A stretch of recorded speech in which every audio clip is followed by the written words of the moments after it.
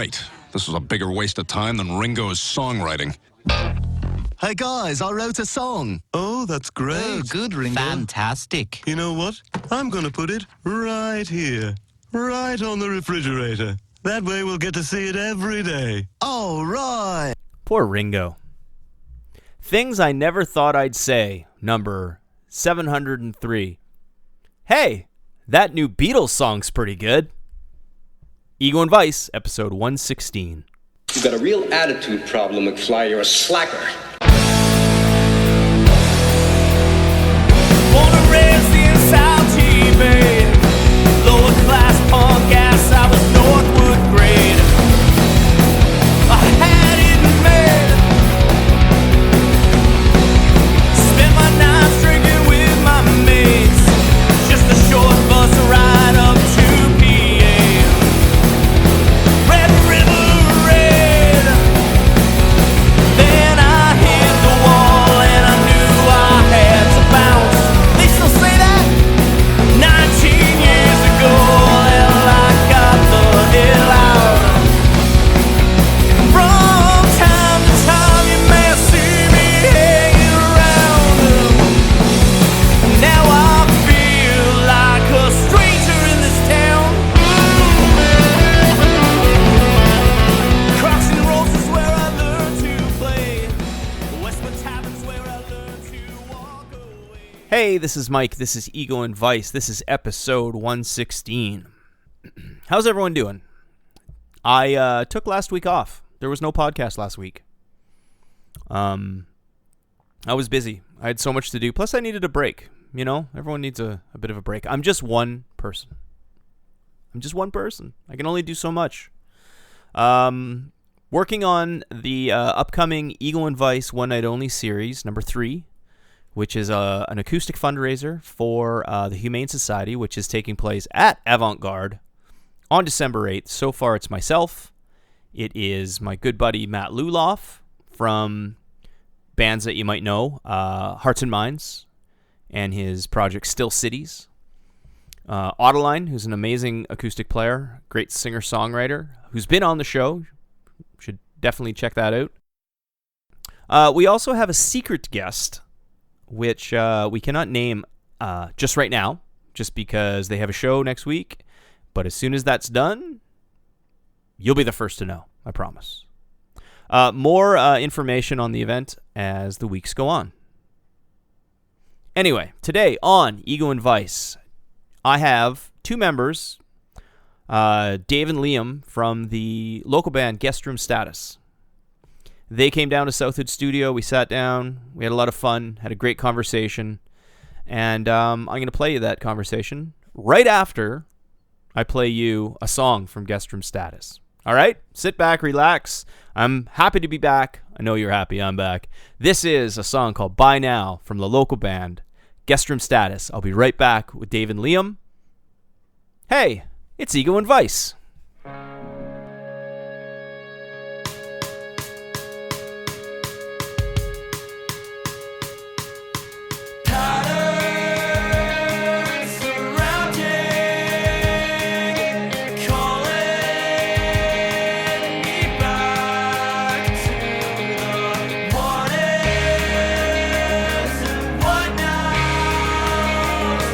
Destined to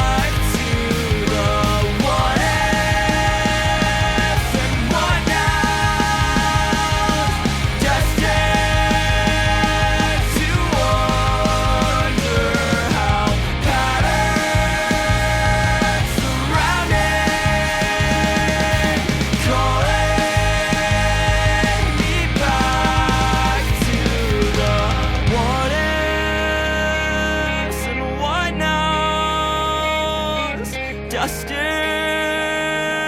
to wonder how.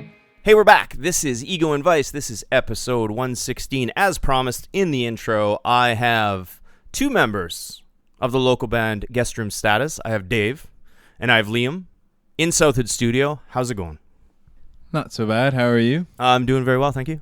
I'm doing very good, Mike. Thanks for having us. You're welcome. You're welcome. What I normally do in an Ego and Vice fashion, normally if there's like 4 people here, 5 people, even if there's one people here. There's one people here. Normally what I'll do is I'll get you to do the round table, just introduce yourself, what you play, what you do. And I have a question. If the Terminator, between the Terminator, Darth Vader, and Jason Voorhees, if you had a choice and you had to pick one to come back and be real, allegedly fictional characters, which one would it be? Jason Voorhees for me, because if he were real and started making headlines, it would be a lot more likely that the Friday the 13th shenanigans that are happening right now would end and he would get another movie. Because I'm a massive fan and I would love a new movie. Excellent. And you're Liam and he plays guitar. That's right, yes. I'm Liam and I play guitar. Nice. I'm Dave. I also play guitar and I sing in Guest Room Status. I like Liam's answer there. I think if Darth Vader came back, it would be nothing good would come out of that. So, yeah, what Liam said. I think it'd be hard, right? I was going to add Santa Claus to the list. Allegedly fictional character. I think out of all those ones, the Terminator, you could probably stop him. Jason Voorhees, you could probably just like tie a chain around his neck and dunk him in a lake. Apparently, that's worked in the past. Yeah, it worked. I think Darth Vader would be like a force. He'd be no pun intended. Well, I guess pun intended, but he'd be a force to be reckoned with. You know what I mean? Like, how would you stop? How would a modern society, even as messed up as ours, deal with a guy like Darth Vader? I don't know. I don't think we would. I think that's the answer. Yeah, that's right. So, how are things with Guest Room Status? I found the band. I'm in this weird bubble of local music right now. I've had a lot of your peers on, and everyone recommends everybody. You got to have this guy. You got to have this band. You got to have this. You got to have this. So I'm trying to get through the list, but there's so many that I'm doing the best I can. And again, like I said off air, I'm only one person, so I'm doing the best. So You're really, one people. Oh, that's right. Call back. So I've been listening to a lot of Guest Room Status lately. Let's just dive in and what is Guest Room Status? Guest Room Status, the name originated from my buddy Mark from Oakville, Ontario. That's where I'm from. The term Guest Room Status represented where I was in my life when the band started.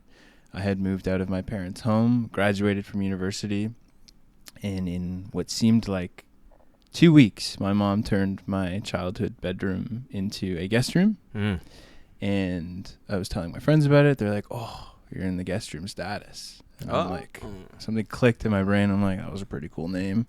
So I reported that back to Liam, and I think he was equally as stoked. And in that car ride, we kind of settled on it. So that's how we got the name. Did she get a Peloton? No Peloton, but Okay. The walls were painted beige. Got a beige comforter. All the pictures came down, the mirrors came up. It's a really nice looking room, but it's not Dave Monk's childhood bedroom. When you go visit, is that the room you stay in? Yeah, we stay in that room, and funny enough, in one of our Toronto trips, we took a little impromptu photo shoot, a band photo shoot in that room. In that room? Yeah. And when you're in that room, even though it's different, does it still feel like your room? It still feels like my room. Okay. Yeah, my parents still sleeping next door. My sister's next door. I mean, her guest room's next door. So I think band name origins are fascinating because it's one of the hardest things to do is name your band. Like, you could literally argue over that forever because there's so many ideas, and you come up with something and it's like, it's the greatest, and everyone else hates it, and then you fight for it and everything. So it's cool that you guys decided to settle on that. So how did you find each other? Dave and I found each other. We went to school together here in Ottawa, Carleton University. Dave and I were both in the 4-year journalism program. at Carleton. And so from my perspective, I started seeing Dave around maybe in our third year, because it's a fairly big program. I don't remember the first couple years. I started seeing Dave around in third year, and we were just classmates. We worked on a group project together, but I kept to myself a lot in school, regrettably so. And so we didn't really link up at all until near the end of fourth year. Dave said to me, "Hey, I saw some of your music online," because I had a couple solo things online at the time, and he said, "I would love to play music with you." And I thought, I would also love to play music with this guy. And then, like most other things in my life, I didn't act upon it. I thought it would be cool in the moment, and then that was it. And then months later, at our graduation ceremony for journalism, I ran into Dave, and he said one more time, he said, "I would really love to play music with you." And it really meant a lot to me that he was following up months later, and it also wasn't lost on me that I was currently at the last ever day of my university career. I had no idea what I was going to go on to do. I might never see any of these people again. And so this guy is saying he wants to play music with me. So I remembered that, and that summer I spent back in my hometown away from Ottawa, and I was in the process of deciding, am I going to move back to Ottawa, or am I going to stay in my parents' house where my room is also now a guest room? Maybe I could stay in that town and try to reclaim it as my own, but once you go guest room, you can't go back. You guys are like soulmates. A little bit. It's kind of Musical beautiful. soulmates. Yeah. And so over that summer, I thought, okay, I'm going to go back to Ottawa. I don't know what I'm going to do for a living, but I know that this guy wants to play music with me, and I think that's gonna get me somewhere. And I don't even mean somewhere career-wise. It's just gonna maybe give me a bit of happiness and give me a bit of comfort now that I'm out of school. So I decided the first thing I would do after the summer, I would move back to Ottawa and send Dave a message and say, I would love to play music with you. That's what I did, and we started playing music. That's an awesome story. I also think it's one of those trust the universe stories where it's like, I don't really believe in everything happens for a reason. I don't really believe in some divine anything, right? But I do believe that everything's kind of turning and swirling, and it's like maybe if you would have said yes the first time, you wouldn't be sitting here right now. Do you know what I mean? Everything just kind of falls into place.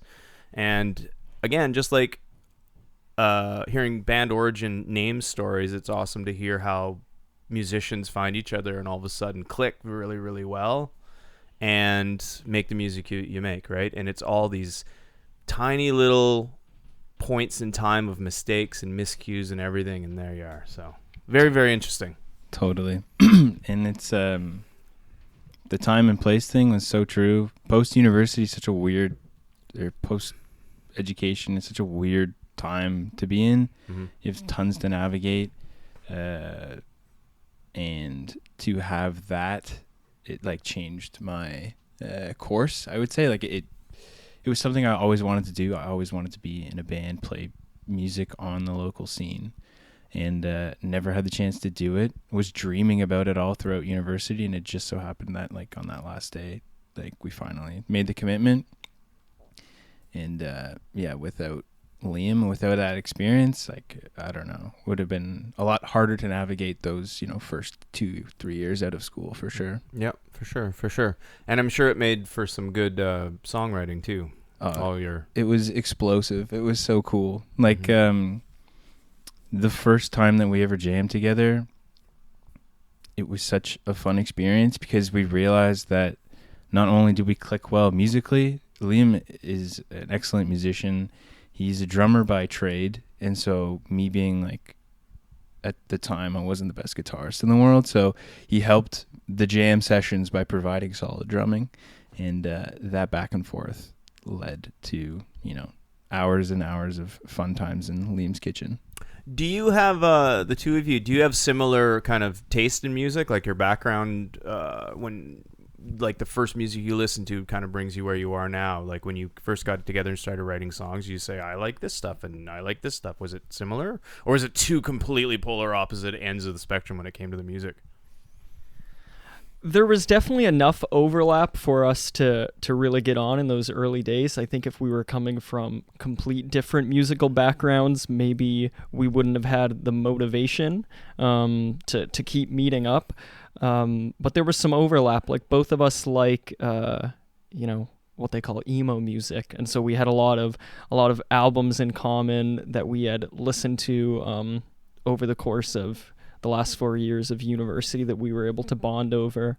I would say our favorite bands tend to differ in that, like, I would know a song by one of Dave's favorite bands and I love that song, but I haven't listened to the rest of it, and vice versa. So I've been able to learn a lot from Dave. Like, he has shown me the extent of a lot of music that I was unaware of, but I think the principles of stuff we love in music is very similar. It's like introspective lyrics, very emotional vocal performances, dynamic song structures where you quickly go from telling one sort of story with your chord progressions to quickly telling another story.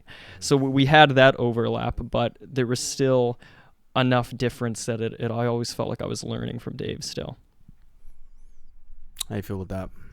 I totally agree. Like, I couldn't stop smiling after that first jam session that we ever had, just because we would go over the bands that we both liked, but at the time I wasn't too familiar with anybody else who likes those bands. That sounds like super cliche to say, but do you want to just rifle off a couple? Sure. Like, the bands that we both mutually loved was a band called the Hotelier. We're going to see them next week together for their 10-year anniversary album tour, which is like going to be, I think, an emotional experience for the both of us. Both fans of a band called Modern Baseball. They were like the kings of that pop punk emo genre that I fell in love with during my early university years. Who else? Joyce Manor. Dave introduced me to Joyce Manor, which is cool because I had actually never heard them, but Joyce Manor is influenced by a lot of the bands I love, like Weezer. So it's funny that you discover bands that you haven't heard before, but then you realize that, I should have been listening to this band the entire time. And so Dave has been able to show me stuff like that. You said that you've only been a band for just under 2 years, so you're post-pandemic. Yeah, like our debut show was November of 2021. Dave and I started playing together in the fall of 2019. Mm-hmm. So it was right before COVID started. If we're going to say COVID really started to take hold in March of 2020, I'd say February of 2020. That was when Dave and I decided on the band name, had 3 or 4 songs written, and we're thinking we need to start finding people to make this a band. Mm-hmm. And then quarantine happened, and so we kept playing all throughout COVID, and that's when we went through the process of trying to figure out band members and getting people locked in. And then since 2021 is when we've been playing live and really been immersed in the scene. Mm-hmm. I will add that the first ever GRS gig was February of 2020. Liam and I played an acoustic duo set at the Rainbow, the legendary Rainbow. The Rainbow. Which is still going strong. Oh, it's our... it wavered there for a bit, but yeah, it's still going strong. Me personally, it's my favorite place to play. Yeah, I love in the Rainbow. Ottawa. Yeah. It was always such a good vibe, good energy in that place, right? Yeah. Every time, that first show we had, our loyal friends and family come, and it was, it was a beautiful experience. But now every time we go back there, it feels that much more special. Like, we were singing an acoustic versions of the songs that we play now, mm-hmm. and those songs are meant for other people to sing with you. Mm-hmm. That's how I like to write some of the music, and just seeing the transition from the first time that we played it to the most recent times we played it, it's like it's unbelievable. Yeah, I've made that comment before. It's amazing. The more you do stuff, the better you get at it. What the hell? Right? That's true.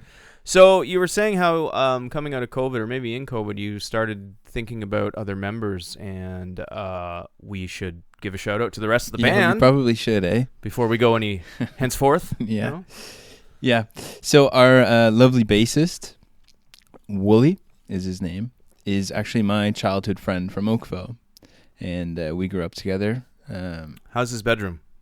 I honestly don't think he's got a guest room. I think he might still be in the OG bedroom phase. grew up together. We made music together all the time in the basement together. Yeah, he's like one of my best friends in the whole world. That's why Wooly doesn't write the lyrics. He doesn't understand the pain. Just doesn't Right. get it. He would actually write a song called OG Bedroom Phase. Yeah, that's his side project. Yeah, that's yeah, okay. And sorry, Yeah, so that's Wooly, All the bassist. And while Liam and I were playing our park practice sessions during COVID, looking for things to do to keep this project going, I was on the phone with Wooly every week trying to convince him to move to Ottawa, because at the time he didn't live in Ottawa. And then sure enough, he joined up. So that made 3 of us. We survived for quite some time, playing in the parks, outside, entertaining ourselves. We did have a jam space. It was called Sound Check. It was right across the street from Canadian Tire on Carling, the former Canadian Tire. Yeah. It was a great spot. it's gone now. It's a shame. It's gone now, yeah. So the 3 of us jammed like that for a long time. Liam would play drums occasionally to help us make the real noise. And then it wasn't until August or July of 2021 that Pete came. Yeah, August sounds right. It was, by the time Pete joined, we had already written and recorded our first EP, which has 5 songs on it, and a lot of those songs we still play. The self-titled one? That's right, yeah. Yeah, so we knew that we needed a drummer. I played drums on that first EP, but that was just because we were aching to get something out and we didn't have a drummer. But we knew that we would need a drummer, and so Pete joined about a month before we played our first show, and so he just hit the ground running. He had never been in a band before, like us, but he had also played drums very little in his life, but he always wanted to be in a band, and I think that's kind of part of why we work so well together, is none of us had actually been in a band before, and so all of us are just like so eager to play shows and sort of live out our childhood dream of being in a band. And so Pete joined and really dedicated himself to it, and I couldn't ask for a better drummer, really. Wow. First band ever. Wow. That's amazing. For all of us, yeah. So it's all brand new, and it's just like every day is like Christmas. Yay! Totally. Yeah. Fuck, I envy that. Totally. So anyway, as far as recording, I was looking through some of your recorded stuff, and you had your self-titled EP from 2021.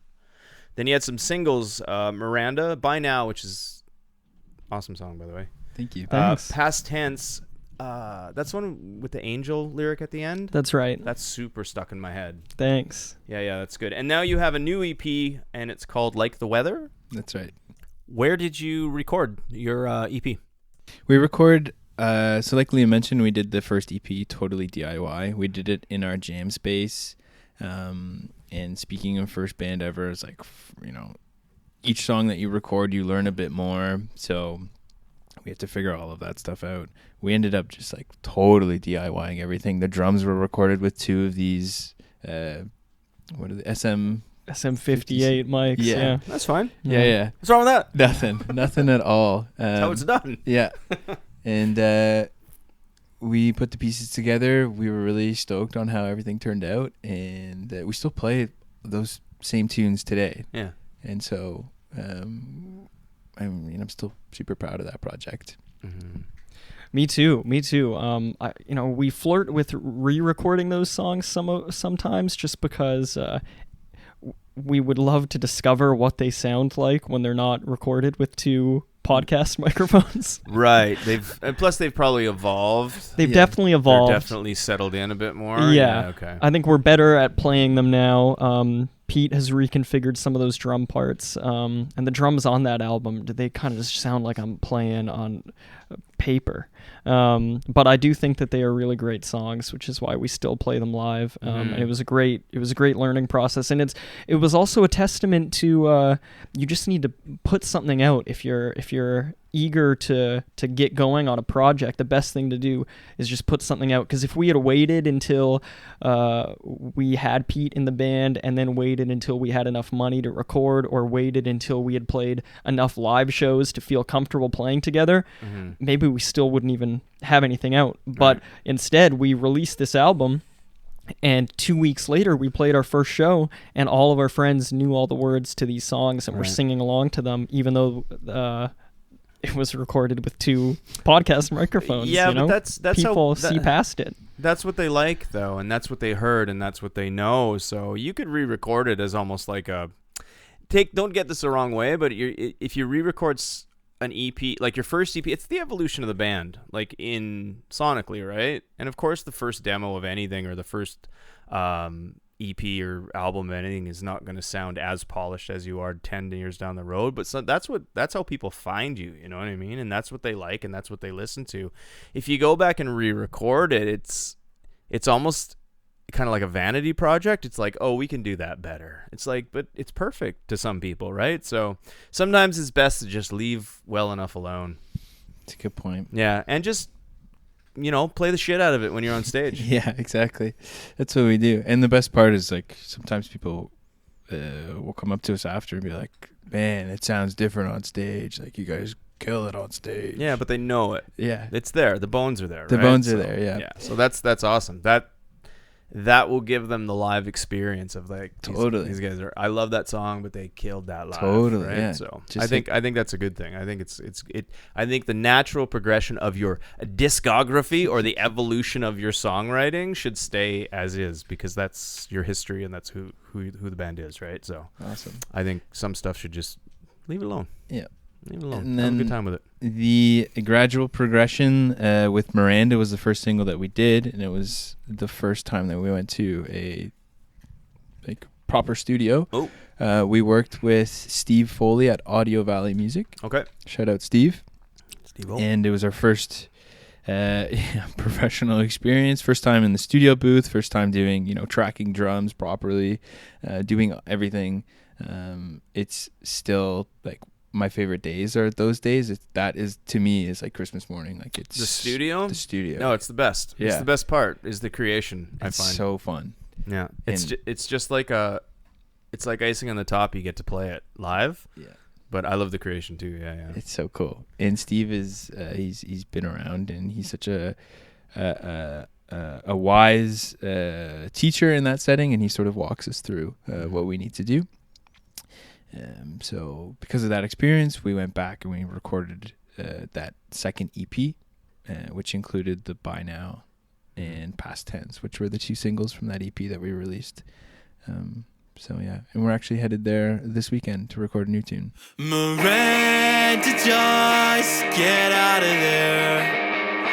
You spend your days on the hook, and you traded your life for sleepless nights just to live it by the books.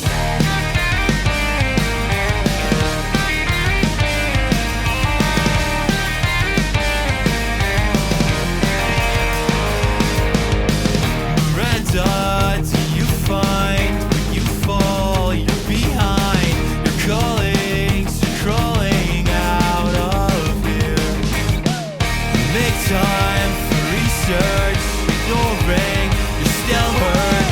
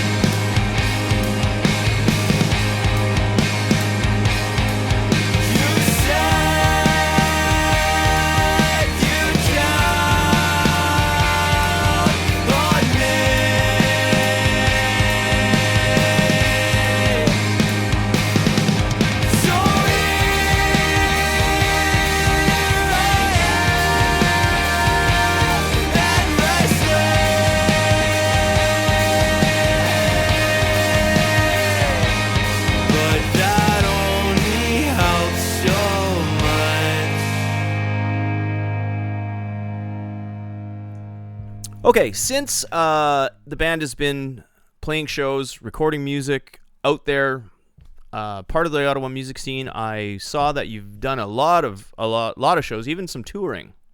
I see venues in Ottawa like Club Saw, Live on Elgin, the Dom, Rainbow, the Bronson Center, which is a lot of bands kind of like, that's where to play. Like, we got to get to the Bronson Center at some point. And if you're from Ottawa, right, a local band from Ottawa, you want to play the Bronson Center. But you've also been out of town, and you've done Hamilton, Toronto, St. Cat's. Do you want to talk about some of your live shows and your live experiences? Life on the road, as they say? Yeah, the best part about being in a band is sharing music, being with other folks, enjoying that experience. We were lucky enough to play at the Bronson Center last December. We were part of the bill for Bearings. Bearings is a big pop punk Ottawa band that made it. They came back and did a holiday show, and were nice enough to have us on the bill. So we got to play at the Bronson Center, which, yes, was a dream come true. Unbelievable. We have seen, big bands come through playing there. We've been in the pit watching, and to be on that stage was just surreal. So that was a really special night. Out of town shows are awesome because we have a little cheat code, me being from Oakville and Wooly being from Oakville as well. Most of our high school friend group lives in Toronto. So when we go to Toronto, we have a fair amount of GRS t-shirts in the crowd. And so unbeknownst to the Toronto bands that we play with, they're always surprised to see all the GRS support, when in reality it's just our nice high school friends coming to support us. Yeah, that's also how I felt the first time we played a show in Ottawa, because Dave and Wooly just are such social butterflies and have such supportive friends. And so even at our first show, it was so many of their friends. Not to knock my friends, I had a good amount of people come out, but it is just so cool that you to have friends who support you. And so we've had that from the beginning. So I feel very, very spoiled and grateful that people have come to see us from the beginning. And then so every additional person, it sort of just feels like a bonus, when we meet someone who has never seen us or doesn't know us as a person, and they just ended up at a show and they really like it. I'm so appreciative when people say that. It's mind-blowing. Can you talk about like the evolution of your shows, like kind of dial it back to the first show you played, and then the last show, or just the most recent show, I should say, not the last, hopefully not the last. Like, how has it changed? How have you seen your crowd or your following kind of grow over the time that you've been actually playing live? Yeah, GRS started, we did the February 2020 show, the acoustic show, and our lovely, 10 friends came out to support and sing along for that. And then when the band when the band started, we didn't really know anybody in the scene. We were on our own pretty much. And then over the course of time, we've made all of these lovely relationships with, these super close friends that we have now. And we're super grateful to be in this local music scene that we've found ourselves in. In terms of the progression of our shows, we were really lucky to have that immediate response off the bat. These songs that we had written with the intention of other people singing along with us, that sort of came in reality. Like after that first Live on Elgin show in November, just our friends and family caught on and were singing with us, which was super cool. That's still to this day one of my favorite memories of the band is the very first time that we played one of our songs called Color Picture Live, and in that song there's a bit of an outro part, and it's 30 seconds of just singing, and I couldn't get through it because I was overcome with emotion. And sheerly from a performance perspective too, the more that your friends are into it, the more you can vibe off of them. If you're playing to a cold crowd, sometimes it's like you're giving it 150%. But when people are giving it back at you, you don't have to go 150%. You can go You should go 200%. Yeah, then. you go 200%. That's right. Well, that's the energy, right? And energy, you absorb it. It's like it has to be there. And a cold crowd's hard, but that's when you play harder, try and win them over, right? Or you try to. If you can't, well, have fun with yourselves, right? That's right. But yeah, when the energy is shared, when you can feel it coming back from them as much as they can feel it going to you, then yeah, that's a good moment. Those are great nights, right? And they don't always happen, and they're all kind of different, but that's the beauty of live music, I guess, right? I have a question. You're from Oakville, and you came to Ottawa to play or to go to school, and now you're done school. Why are you still in Ottawa? Why is Guest Room Status an Ottawa band? It's a good question. I fell in love with Ottawa. I think it's such a special city. It gets a lot of hate, but I mean, there's so many cool things going on most of the time. A lot of my friend group from the university crowd stuck around.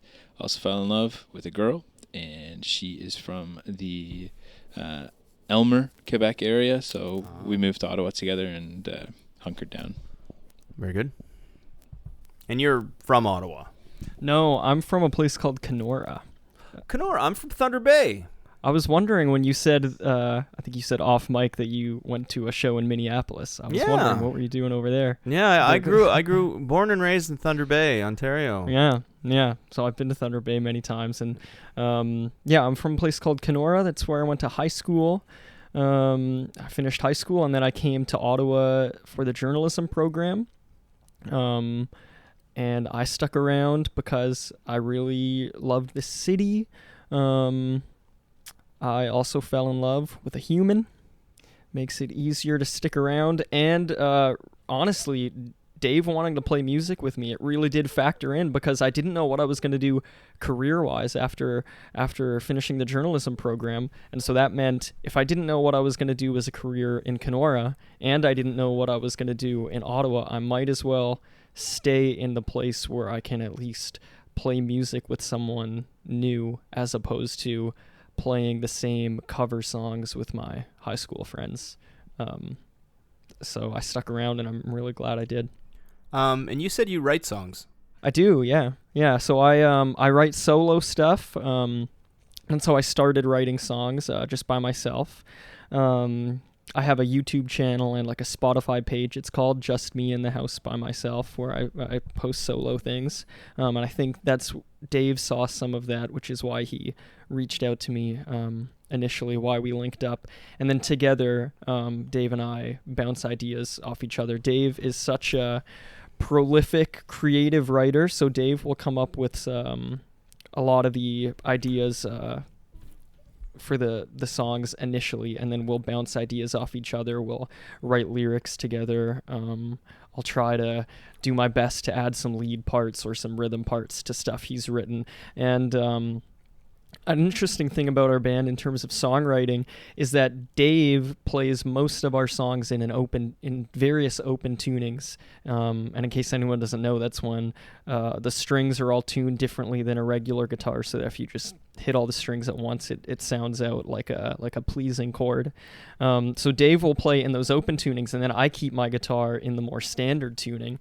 And so I'll have to figure out chords that match what he's playing, and because we're playing in different tunings, it sort of colors in the rhythm section differently than it would if I were in the same tuning as him and playing those chords. Gotcha.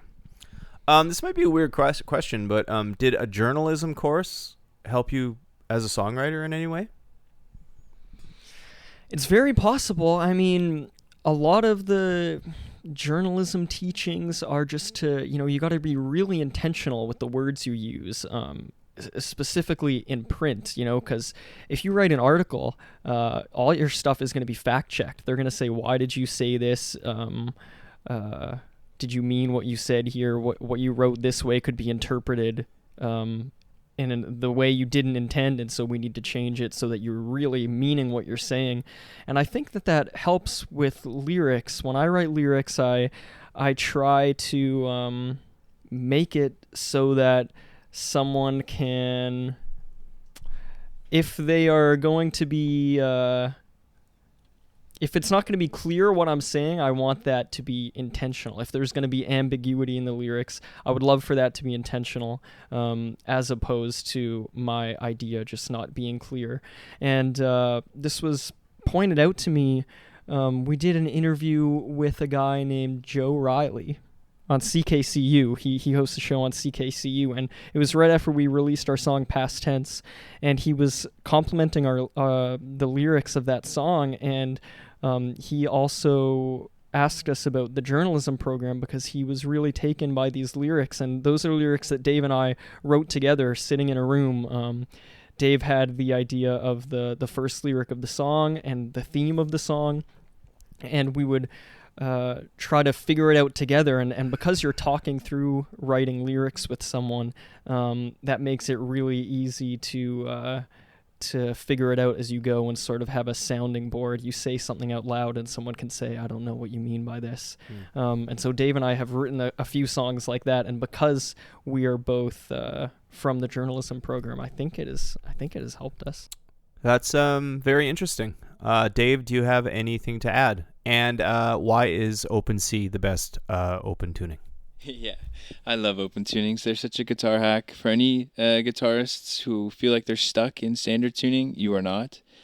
Just look up top 3 open tunings for emo music, and you can spend your whole night just riffing away. That's what I do. In terms of journalism, I don't know if it's helped me as a songwriter, but it's helped me as a person because it forced me to get out of my comfort zone and go speak to strangers in crowded rooms, and sometimes it's hard to do. So for that, I think that translates to the social aspect about being in a band. Certainly helped with performing, and so yeah, for that I'm grateful. The reason I'm asking about journalism and songwriting is just because I think the whole point of it is it just teaches you why you're writing or what to write or how to write, and I'm sure you can use that in any form, right? Whether it be lyrics or whether it be structure of a story, and that's all songs are, right? Stories. So I guess that's why I'm asking the question, but Totally, I find it very interesting sitting with 2 graduated journalists. Jeez, scholars. Oh, thank you. Yeah, I'm feeling so small. Anyway, so what does the band want to do? Where do you see the future going for Guest Room Status? First and foremost, I think the goal of Guest Room Status is just keep the vibe alive. Keep doing what we're doing. Like, we've had so much fun. We just want to keep having fun. From a professional perspective, I think we're at the point now where we are ready to play to those cold crowds in unfamiliar towns, and it's been a dream of mine since forever to get on the road and play out of town. On a consistent basis, so that's a goal of mine that I really want the band to work toward. Yeah, I've heard you say in a few of your episodes, Mike, your advice to bands is just don't break up. That's all you got to do. It's the easiest. It's the hardest and easiest thing there is. And I really do feel that. I mean, like I said earlier, this is all of our first band, and I'm so lucky to be in a band not only with 3 incredibly talented musicians, but also 3 great people. You know, I would rather play in a band with 3 nice people who know 3 chords than play with some virtuosos who are dicks. That's the ticket. That's all there is. That's all you need. That's all there is. That's right. And so I feel so lucky that we've assembled this this group. And so I really just want to keep writing music, playing shows in our city and outside of our city, wherever we can, and really just continuing to stretch ourselves. We have already, whenever I set a goal for us, I suddenly look back and it feels like we've accomplished it, you know? And I really mean that in terms of just the smallest scale. Like, a goal would be, I would love to write a song with someone else, and we did that. I would love to just play on a stage and have some people sort of get a smile on their face and like that we played, and we did that. And then I would love to play to a crowd who has never heard us before, and we've done that. And so I keep setting these small goals for ourselves, and then I look back and I feel so amazed at what we've accomplished. So that's sort of where my head is at right now, that I just want to keep doing that, because it hasn't led us wrong so far. It's all gravy from here.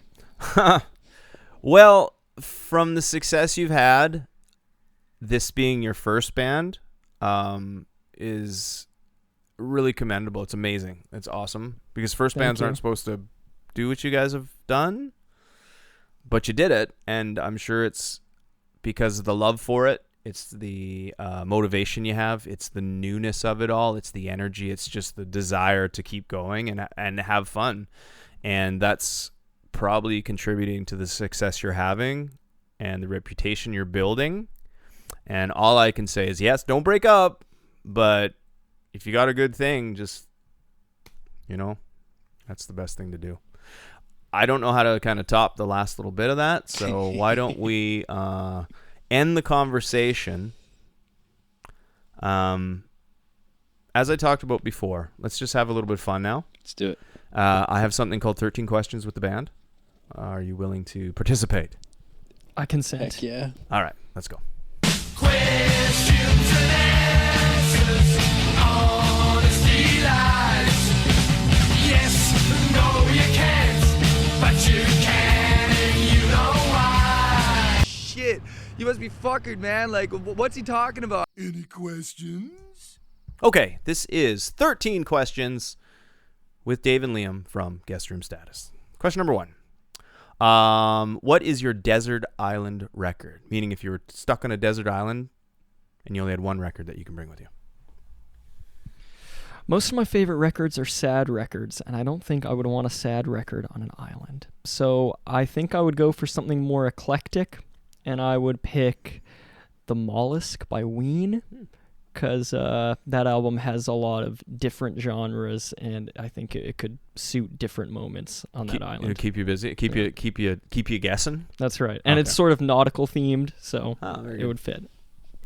That's a good answer. I don't have a good answer. I'm going to go with the angsty emo album that I discovered in my first year of university called Heck No Nancy by the band The Obsessives. It's a 35-minute punch in the face made by two dudes who were probably the same age as us. You can sing along for 30 minutes. You can dance. You can riff. It's everything that I have ever wanted. All right. It's too bad you're stuck on a desert island. But Air riff, I yeah, guess. there you go. What was the first record or CD that you ever bought with your own money? Mine was Alexis on Fire Crisis, and I bought it at Best Buy, and my dad was there. We put it on the car ride home, and it lasted 30 seconds, and then it got turned off. Oh, no. It didn't go out the window, did it? It did not go out the window. It Okay, stayed in the that's car, but to this day, that's still a special record for me. I love Alexis on Fire. I think mine was the third record by the band Seether. The album was called Finding Beauty in Negative Spaces, and that was that album came out at peak my Seether fandom, and that was my first ever favorite band. And so that was 2007. I would have gotten up and gone to the CD store before school. I was so excited for this album, and I bought it, and it stayed in my player for years. That was the one. All right. If you had a time machine and you could go back to any moment in music history, where would you go? I don't know.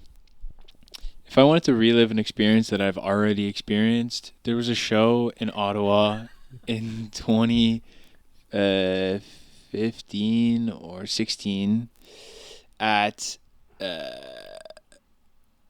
I forget what it's called. Was it the Zaphods? Yes. Yeah. Where the 27 Club is now? Yeah. And Modern Baseball played with Jeff Rosenstock, with Tiny Moving Parts, with Pup.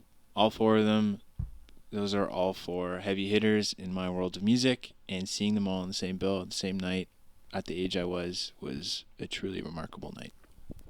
All right. I love that idea that you're not going to go back to something that that has gone down in the history books that you've never been to. You're like, I was there. I just want it again. Yeah. I think that I need to honor my elementary school dream, and I would go to the early 90s Seattle because I was such a wannabe grunge kid with Nirvana and Pearl Jam and Blind Melon and all those bands. I don't even know if Blind Melon was Seattle, but I lump them in. Just that early 90s time, I would love to have seen shows at that point. Myself and class of 91 had a good 90s talk on a previous podcast. It was great. I understand. I completely do. Do you have any guilty pleasure music? Maybe, I know you like everything. It's okay to like everything. But maybe some stuff that you always kind of dance to by yourself when it comes on, type of thing? Yeah, I've seen some interesting discourse about that on the internet. One of my favorite musicians is Mac DeMarco, and he said one of his guilty pleasure music was Coldplay, which at the time I'm like, yeah, like I guess. But then there's also this YouTuber who has quite the following. I'm forgetting the name, but his thing is like he doesn't believe in guilty pleasure music. There should be no guilty pleasure music. If you like the music, it's your music. You can like it. Yeah, but that's not as fun. It's not as fun at all. I guess if I'm just thinking of guilty pleasure as in music that is outside of the genre that maybe my band is associated with and outside of my age and gender demographic, perhaps. Like I really love Olivia Rodrigo. She just put out an album recently, and I think it's remarkable. I think she's an amazing songwriter. Is that the so driver's that license that is her. artist? That's her. Yeah. I like that song. Yeah. It's nice. Me too. It's sad, kind of. It is. It is. Okay. Okay. You kind of did it already, but have you ever had a music I was there moment? For me, I was there seeing Pup as the opening band for Colorado in Toronto, and it was my first music experience where I was on my own with my friends, with Wooly. He was there, seeing a show. My first experience sort of close to a mosh pit, so I got that vibe, and that was a real eye-opener of what music could be, because at the time prior, it was always like stadium rock, big bands, and that was a tighter venue, and that was a real eye-opener. So yeah, seeing Pup back in the day, I've now seen them so many times. Pup's awesome. Super fun live band. Yeah. Yeah, we saw them at Blues Fest this summer. They're incredible. Yeah, being from Kenora, you don't have many I was there moments. It's mostly they're over there moments, and I'm over here. In 2017, I traveled to Montreal. I think it was 2017, maybe 2018. I went to Montreal to see an artist named Julian Baker.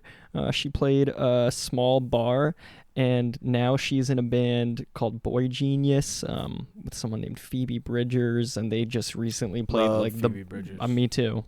And they just played the Budweiser Stadium in Toronto, so they have really become super popular. Awesome. And it was really cool to see her in a small room when she was just playing her solo stuff. Awesome. What was the last thing you listened to before you got here, like today? I'm on a bit of a data crunch, so I have to refer to my downloaded music. I had on to my swing phone. into Tim Hortons and use the Wi-Fi. Yeah. So I'm limited to my 10 albums that I have downloaded on my phone. One of them is by an emo band called Camping in Alaska. And I think this was like their self-titled album, and it's super good.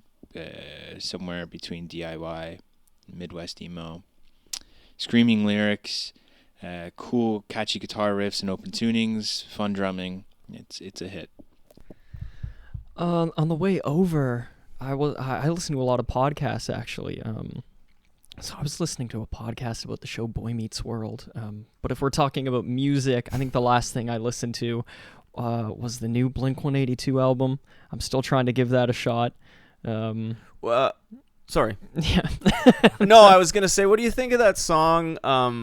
The one about the band's breaking up, where it's like, what? One more time. Yeah. So that's like this. That's sort of the centerpiece of the album, and I respect the sentiment of it, but I think it is a very corny, schmaltzy song. And it's honestly, it's kind of vindicating to hear that from you, knowing that you were checking out like Green Day in the early 90s, and you're closer to the age of Blink-182, because from what I've heard online is that the people who are really resonating with this album were with Blink from the beginning, and so I kind of feel like a dick for not liking it. But if you're also saying it's schmaltzy, that makes me feel a bit better. I'm a 90s kid. We'll just leave it at that, right? But, yeah, no, it's... I think they've always been kind of... Whatever. Yeah, it's a little schmaltzy. It's a little silly. Okay, a couple more.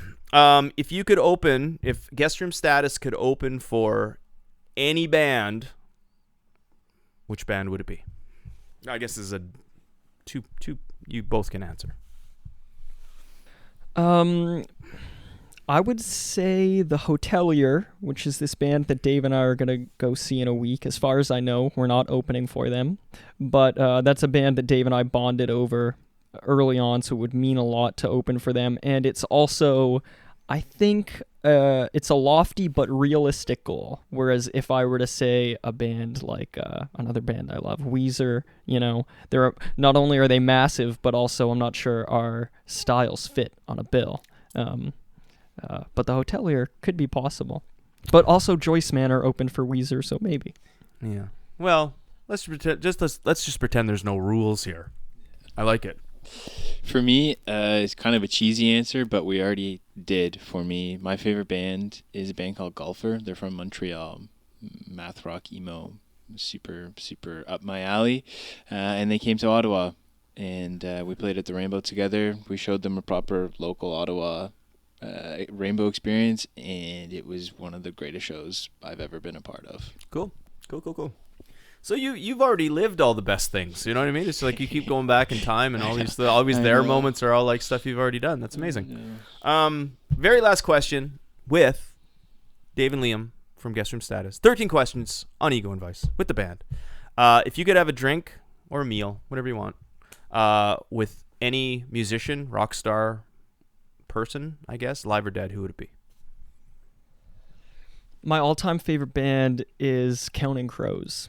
And so I think it would be a meal with the singer of Counting Crows, not only because I could ask him about any one of his songs, because I know them all really well, but also I have seen so many interviews with him, and I think that we would get along. So I would love to sit down with him, and I know he's a good cook. Okay. I think I have two. One of them is Stefan from Pup. He seems like a guy with a lot of energy, so we'd probably have a fun dinner together. Lots to talk about. And then also, I hate to keep going back on the past, but I'm going to mention the band Golfer again. Vince and Joey are the two guitarists, and they are like one of my bigger inspirations for guitar. So I think on that subject alone, we could talk for 7 hours. Awesome. Well, thank you so much for doing 13 questions, but alas, this brings the end of the podcast. Thank you so much for being on. Any final words? This has been so much fun. Thank you very much for having us. My pleasure. The more interviews you do with the scene, the more people you talk to, you are, keeping the vibe alive, and for that, you're doing great work. Thank you. Well, that's very kind words. Thank you so much for coming out, Liam, Dave. Thank you, Mike. We'll see you down the road. Definitely will. Thank you. Take care.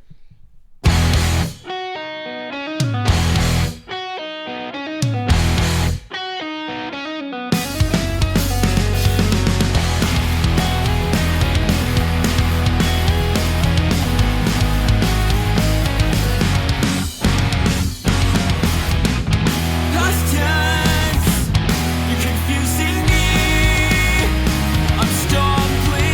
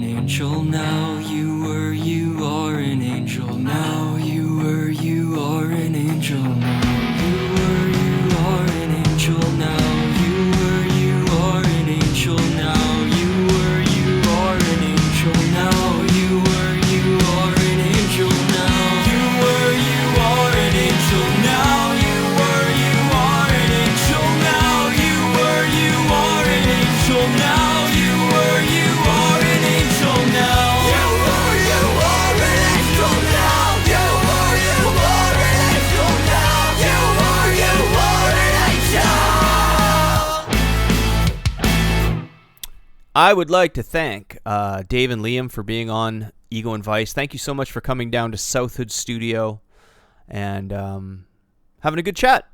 But alas, that is the end of episode 116. Check out Guest Room Status. Definitely. If you want to get a hold of me, you can reach me at egoandvice@gmail.com, or you can DM me on Instagram. Ego and Vice, Instagram --banana sandwich. I don't know what it is, but whatever. Just search Ego and Vice. I'm the only one. Ego and Vice podcast. If you want to listen to the podcast, just start with Spotify and work on down the line. I'm the only one out there. So, other than that, in the meantime, go to the Humane Society and adopt a cat. There's kittens, yes, but the older cats need your help too. You know, especially ones that had loving homes and they were maybe surrendered or their owners died. You know, maybe they only have a few years left. The cats, I mean. Maybe they could use a warm house and some love. Anyway, do it. You know you want to. Anyway, this is Mike. Be good to yourself. Be good to those who are good to you. Cool. See you next time. You've got a real attitude problem, McFly. You're a slacker. Born and raised